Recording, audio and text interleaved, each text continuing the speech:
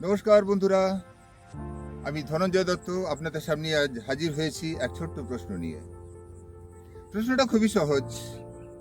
আমার প্রশ্নটা হলো, আমরা ব্যায়াম করি কেন? কিছু কিছু লোক আছেন যারা কোনোদিন ব্যায়াম করেননি বা করেন না। তারা বলতেই পারেন, কই আমি তো ব্যায়াম করি না। তাই এই কেন প্রশ্নের উত্তর দেওয়ার কোনো প্রশ্নই আসে না। ঠিক তাই, আমরা ব্যায়াম করি কেন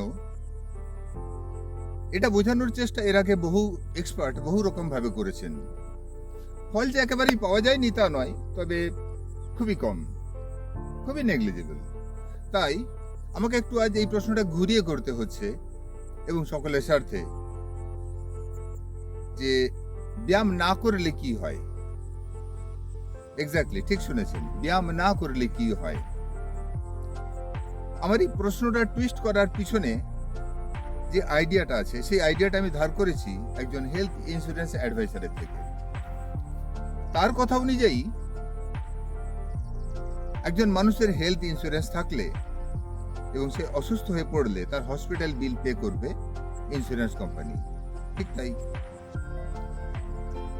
এবং হেলথ ইন্স্যুরেন্স না থাকলে তার হসপিটাল বিল পে করবে পেশেন্ট নিজে বা তার বাড়ির লোকজনেরা। এটাই স্বাভাবিক। কিন্তু তার অবস্থাটা কি হতে পারে এটা জানতে হলে অবশ্যই ঘুরে আসুন একবার কোনো এক বড় হসপিটালে। কিছুক্ষণ সময় কাটান মেডিসিনের দোকানের সামনে এবং কিছুক্ষণ সময় কাটান বিলিং সেকশনের সামনে। চিত্রটা পরিষ্কার হয়ে যাবে যে হেলথ ইন্স্যুরেন্স না থাকলে কোন একজন পেশেন্টের এবং তার বাড়ির লোকজনের কি মর্মান্তিক অবস্থা হতে পারে। ঠিক একই রকম ভাবে আমার কথাই ফিরে আসি, ব্যায়াম না করলে কি হয় এটা জানতে হলে কোনো একদিন, জাস্ট কোনো একদিন ভোরবেলায় কষ্ট করে ঘুম থেকে উঠে লেকের ধারে গিয়ে বসে থাকুন। দেখতে পাবেন বডি ওয়েটের সেঞ্চুরি পার করেছে এরকম বহু লোক লেকের ধারে হাঁটছেন। তাদের হাঁটা চলার ভঙ্গিমায় কত রকমের, কত কষ্ট তাদের দেখলে গা শিউরে উঠবে। এই মানুষগুলোই যদি সময় থাকতে ব্যায়াম শুরু করতেন, একটু পরিশ্রম করতেন, আজকের মতো হাঁটাহাঁটি করতেন, তাহলে হয়তো আজকের এই দুরবস্থাটা দেখতে হতো না।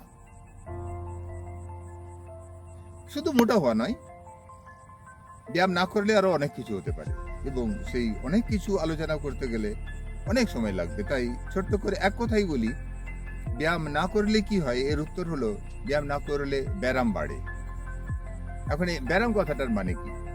ব্যারাম মানে হলো ব্যাধি, পীড়া, অসুখ, কষ্ট এবং এরকমই আরো অনেক কিছু। আর একটা ছোট্ট করে এর উত্তর দিই, ব্যারাম কথাটা হলো গিয়ে ঠিক আরামের উল্টো, অর্থাৎ যাকে বলা যেতে পারে বেআরাম। আমার আজকের এই ভিডিওটা কিন্তু কোনো প্যানিক তৈরি করার উদ্দেশ্যে নয়, বরং উদ্দেশ্যটা হলো অ্যাওয়ারনেস তৈরি করা। তাই পরের ভিডিওতে আসার আগে অবধি আপনাদের কাছে ছোট্ট প্রশ্ন রেখে গেলাম, আমরা ব্যায়াম না করলে কি হয় ভাবুন এটা নিয়ে। পরের ভিডিওতে আসছি, এটা নিয়ে আলোচনা করব, ব্যায়াম না করলে কি হয় বা কি কি হতে পারে। ভালো থাকবেন, নমস্কার।